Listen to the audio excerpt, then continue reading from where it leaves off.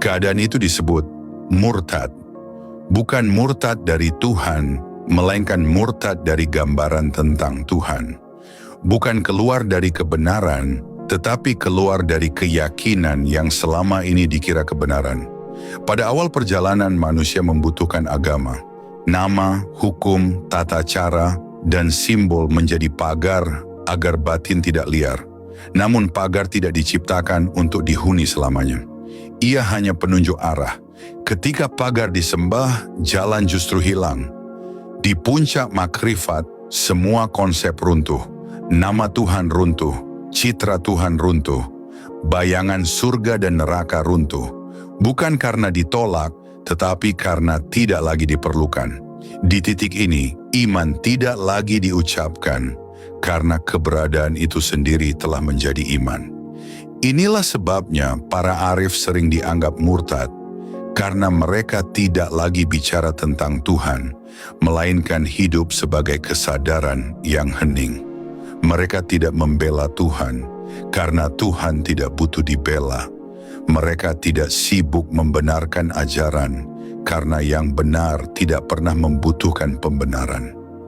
Bagi orang yang masih berdiri di kaki gunung, orang yang sudah di puncak terlihat sesat, karena bahasa mereka berbeda, karena diam mereka disalahartikan kosong, karena keheningan mereka dianggap penolakan.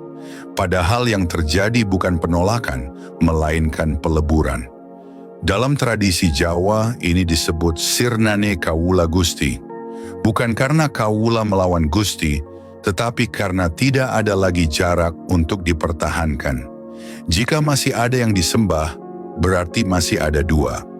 Makrifat bukan menyempurnakan dua, tetapi mengakhiri dua. Maka orang makrifat tidak berkata, percaya. Ia juga tidak berkata, tidak percaya. Ia tidak berada di wilayah percaya maupun ingkar. Ia telah melewati keduanya.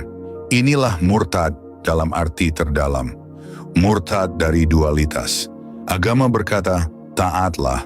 Makrifat berkata, lenyaplah. Agama berkata, ikuti jalan. Makrifat berkata, jadilah jalan itu sendiri. Agama masih membutuhkan saksi.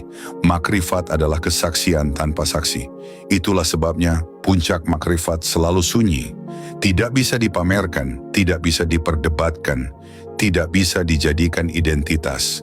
Begitu ia dinamai, ia sudah bukan makrifat. Begitu ia dibela, ia sudah turun derajat. Maka jangan heran jika para arif dituduh murtad, sesat atau berbahaya. Bahaya bagi siapa? Bagi sistem yang hidup dari ketakutan dan kepatuhan buta. Makrifat tidak menghancurkan iman, ia hanya mengakhiri ilusi tentang iman. Di titik ini tidak ada lagi yang perlu diyakini. Hidup berjalan, nafas datang dan pergi. Segala sesuatu berada pada tempatnya.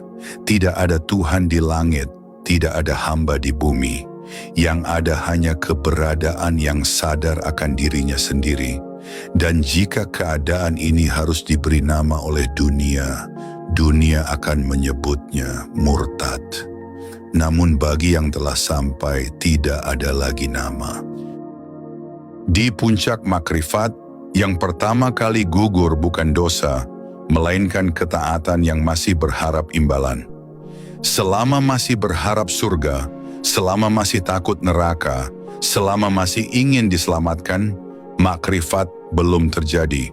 Karena makrifat bukan keselamatan, melainkan ketiadaan pihak yang perlu diselamatkan. Orang yang telah sampai tidak lagi berkata, ini perintah Tuhan, itu larangan Tuhan.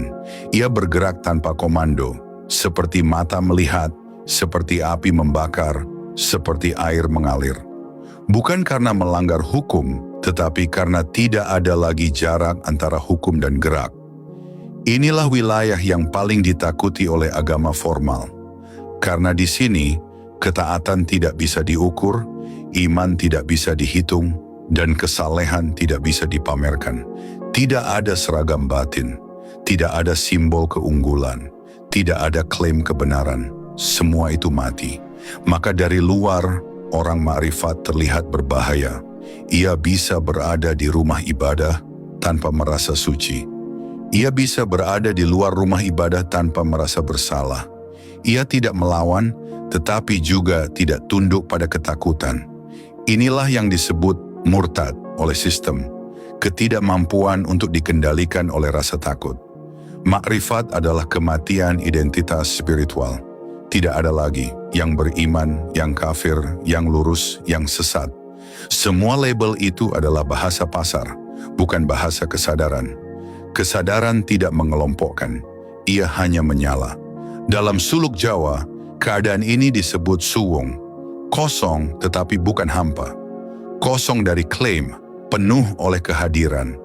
Suwung bukan meniadakan Tuhan, melainkan meniadakan bayangan manusia tentang Tuhan. Selama masih ada yang berkata, aku sudah makrifat, makrifat belum hadir. Karena makrifat adalah hilangnya yang bisa mengaku. Yang tersisa hanyalah gerak yang tepat, diam yang pas, dan hidup yang tidak lagi bertanya, apakah ini benar? Karena kebenaran tidak lagi dicari, ia menjadi cara hidup. Maka puncak makrifat tampak seperti murtad, hanya bagi mereka yang masih membutuhkan pegangan.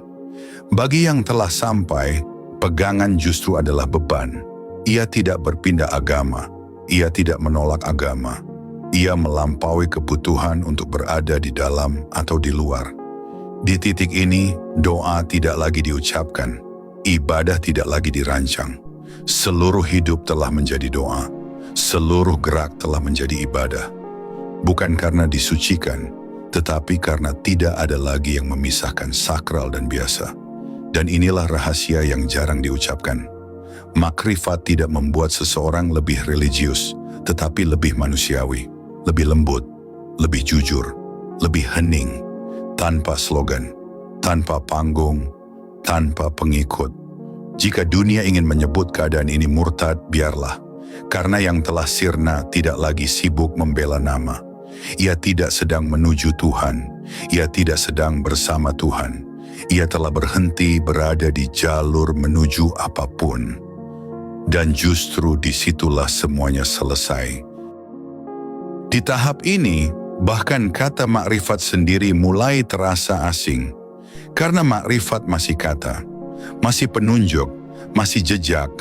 Sedangkan yang dialami sudah tidak membutuhkan jejak apapun.